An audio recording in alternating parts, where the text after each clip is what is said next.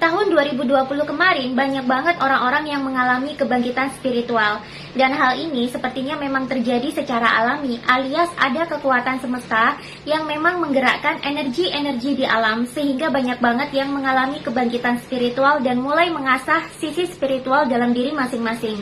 Apalagi ditambah tahun 2020 ada pandemi COVID yang bikin keadaan tiba-tiba jadi susah.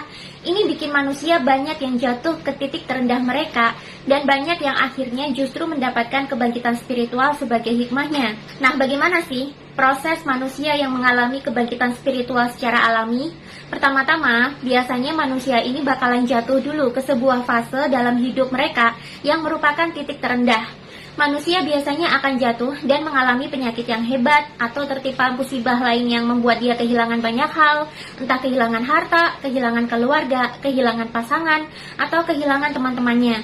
Dan peristiwa kejatuhan ini tuh sakit banget, baik lahir maupun batin. Saking sakitnya, sampai-sampai nggak cuma fisik doang yang menderita sakit, tapi secara mental biasanya akan jatuh ke dalam lembah depresi juga. Nggak cuma stres lagi, tapi udah menderita depresi.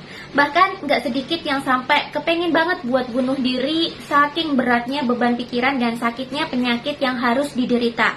Ketika sudah benar-benar jatuh ke titik terendah inilah, manusia akan mendapatkan sebuah titik balik.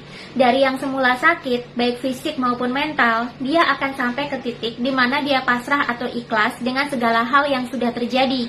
Setelah ikhlas dan pasrah inilah, baru biasanya masalah dan penyakit yang dia derita akan teratasi satu persatu. Tapi seiring dengan selesainya semua problem di hidup dia tadi, manusia jadi berpikir dan merenung.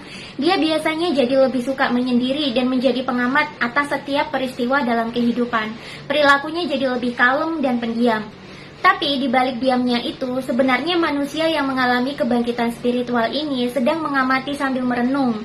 Dia juga jadi suka mempelajari ilmu-ilmu spiritual dari beragam sumber, baik yang berasal dari agamanya maupun ilmu dari sumber-sumber lain. Semakin banyak dia belajar, semakin banyak ia diam. Tapi tanpa disadari, ilmu yang diserap juga semakin banyak. Dan orang yang mengalami kebangkitan spiritual, biasanya hidupnya lebih cepat bangkit dari keterpurukannya yang kemarin. Bangkitnya nggak sekedar menyelesaikan sakit dan masalah yang menimpa dia aja, tapi bangkitnya sekalian sambil upgrade diri.